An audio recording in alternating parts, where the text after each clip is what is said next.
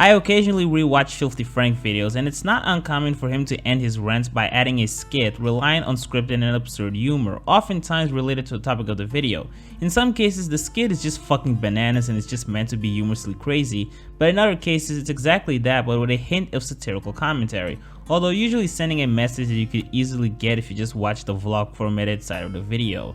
Recently I watched a video that's unfortunately not available on YouTube anymore called What You Gonna Do from Endless Jess, and it's essentially what some people would call a director's cut version of another video he uploaded 3 years ago. The video structure has one similarity with Filthy Frank's typical videos, in which he added a skit in the end after the main rant segment, the only difference being that this skit wasn't just absurd or so simply beating you with the point. It highlighted an emotional struggle that came from Jesse witnessing his childhood heroes either dying or turning out to be pieces of shit. As a result, this director's cut has an extra emotional layer which makes the video feel more complex than the version present on YouTube, and it adds so much more than what your average plug-in skit Filthy Frank would typically add. Not trying to rag on it, by the way, I actually like those ridiculous portions. I always wonder if I can pinpoint what's the best skill Endless Jess has, and honestly it's not easy, especially when you try to encompass all of his videos, which some of them have different approaches and intent. I can however point out what's the most appealing and immediately gripping thing about Endless Jess, and that is perfect timing driven by a multi-emotional core. Some people tend to underestimate the power of delivery and how not being aware and careful with the way you deliver your lines can end up rubbing the audience the wrong way or sending the wrong message. Now, I've never met Jesse Wood, I don't know how he acts in real life, but I can say that the personality he inserts in his videos work tremendously. A good example of this is one of my favorite angry vlogs called Fuck Shitty Internet. Aside from criticizing the phenomenon of constant unwarranted internet cuts and the leniency and misguided victim blaming in the part of several commenters, this vlog also contains death threats, but in a way where it feels playful for the audience. For starters, the idea of someone wanting to murder an employee just because they're responsible for a brief loss of internet coverage is too exaggerated for someone to even begin to take it seriously, and the fact that the video was uploaded means that he eventually regained the internet connection and he's probably no longer outraged and in crisis. Secondly, the way he threats the people responsible for it is delivered in a way where it sounds like either a wrestler or a fictional, overly dramatic, murderous conqueror. Your descendants will sing songs of your demise for generations! Jesse is a good performer, and what makes him stand out is how he won't go for just one emotion. It's common for you to watch him and see emotional arcs in multiple tones in just one video. The Horseshoe Finale 1 year later video was a very unpredictable one.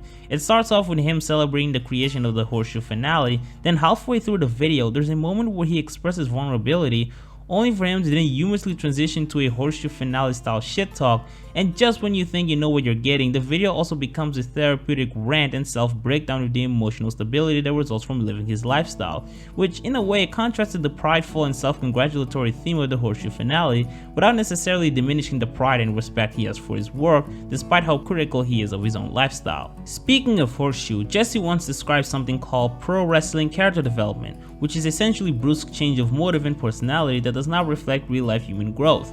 Him being a fan of wrestling and adding his influences into his videos, there have been cases where he utilized pro wrestling character development for his own benefit. Two good examples are his videos on the Final Fantasy remake and the Rocky Horror remake. In his Final Fantasy video, the first 10 minutes were about him criticizing the mentality that many gamers have of devaluing old games and demanding remakes of the classics just so they're less outdated and more playable. And Jesse points out that just like with other mediums, we should allow ourselves to respect and appreciate the classics for what they are, especially when remakes can result in the creators completely fucking it up and missing the point, as we've seen in the past, which is not unlikely given Square Enix's history of fucking up the Final Fantasy games. But then in the last 6 minutes, he was initially crying over the upcoming Final Fantasy VII remake and how it'll ruin his childhood, only for him to realize that remakes don't ultimately ruin the original work and you can still play the version you like. Not to mention there's still a glimmer of hope that this remake could actually turn out to be alright and even fix some of the flaws present in the original. And even if the game sucks, we still have the 1997 version. By the way, that was the year I was born. This emotional arc allowed the audience to take away two messages from this ride. Then we have the Rocky Horror remake, and the video starts off with him carrying the same lesson he learned in the last few minutes of the Final Fantasy video. He was initially softer and more willing to give the movie a chance, but then 7 minutes later, as he began to slowly acknowledge the major flaws with the movie and how corporate it really is, he completely flipped the switch and went on a full fucking rampage. It was hilarious and the choice of music was excellent. Just like in all of his videos, he's a genius when it comes to BGM. Good examples are the Bats review, Manchild March, and the YouTube masterpiece known as the Horseshoe Finale.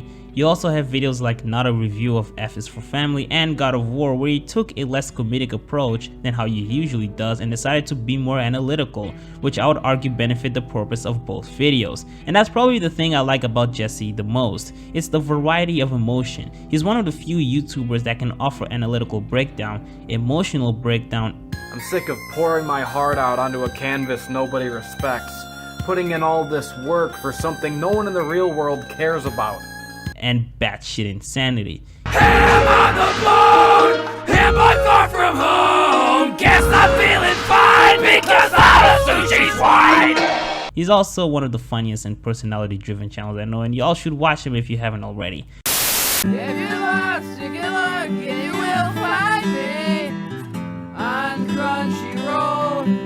If you fall, I will catch you. I will be waiting on ReZero. I don't consider like Japanese people human.